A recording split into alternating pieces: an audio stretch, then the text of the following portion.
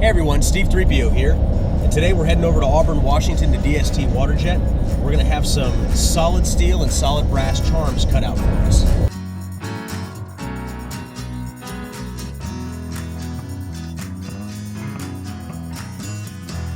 Now, one of the things I really like about these guys, they have dogs. So, we've got our steel and our brass for our project. Let's go meet Bruce and say hi.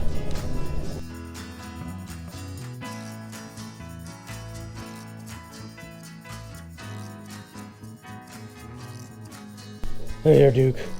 Are you a good boy? Are you such a good dog? All right. Good to see you, Bruce. Yeah, All good to see right. you again. So we brought our brass and steel sheets Great. for our usual charm order. Yep. Okay. And I guess everything is still saved from our last time. Oh yeah, we don't throw them Fantastic. away. So, yeah. Very cool. So just out of curiosity, how did you get into the waterjet business? Long story, but I'll make it short. Okay.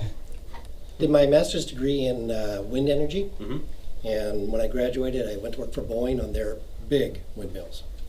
Then I heard about this little mom and pa shop down the road called Flow Wind Mm-hmm.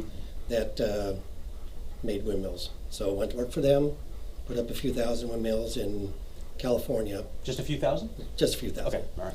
And then decided that they do this high pressure stuff next door in their own shop. Mm-hmm. So I moved over to the high pressure side, and that was 30 years ago. Wow. And I did everything from design the stuff, made the stuff, installed the stuff, sold the stuff, figured I might as well buy the stuff, and, Sure. and start having some fun.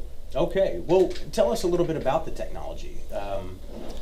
Well, what we do is we pressurize water to 60,000 psi and squirt it through a tiny orifice about 15 thousandths of an inch diameter. Mhm.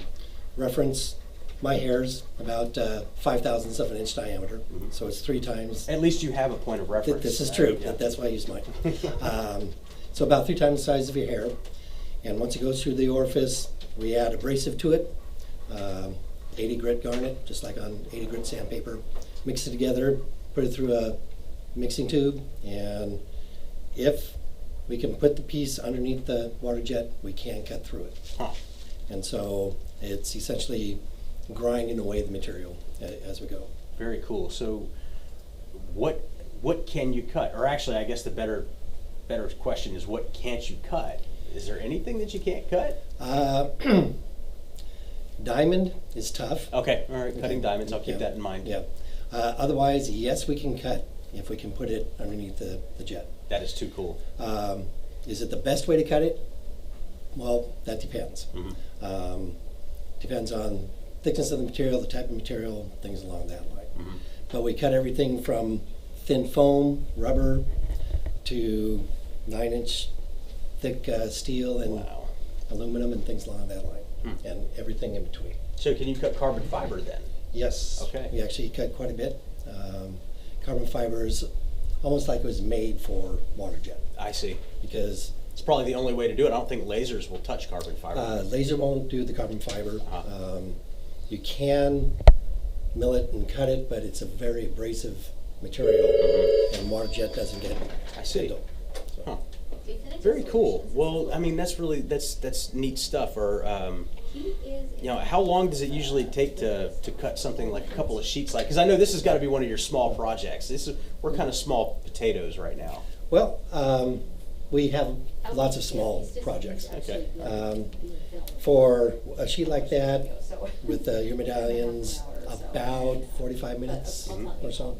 Okay. Along that line. Okay. Well, fantastic. And it looks like you do marble. You do Yeah. Stone and Corian. tile, signage, glass, rubber. Water jet is interesting in that it is in virtually everything in your everyday life but people don't know about it. As an example, when you sit down in your car, everything you see has been cut with water jet, from the head panels, the dashboard, No the door kidding. panels, the carpeting, all cut with water jet.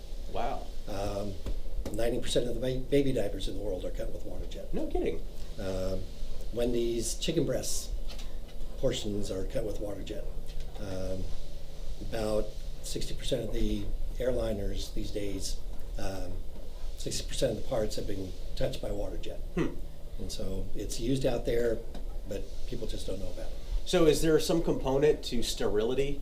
Like it's easier to keep sterile water or something like that for things that absolutely require 100% no bacteria? It's easy to, do clean water. And in addition, the blades don't get dull. It's a very small stream for portioning, and you can move it around really fast. So they got computers that analyze the chicken breast as it's flying down the conveyor belt and quickly cut it to size. So it's an exact 4 ounce or 5 ounce. Well, that is, so it sounds like it's kind of a hidden industry. Right. It's used commercially, and the general public doesn't see it that much, but it's used everywhere. Wow.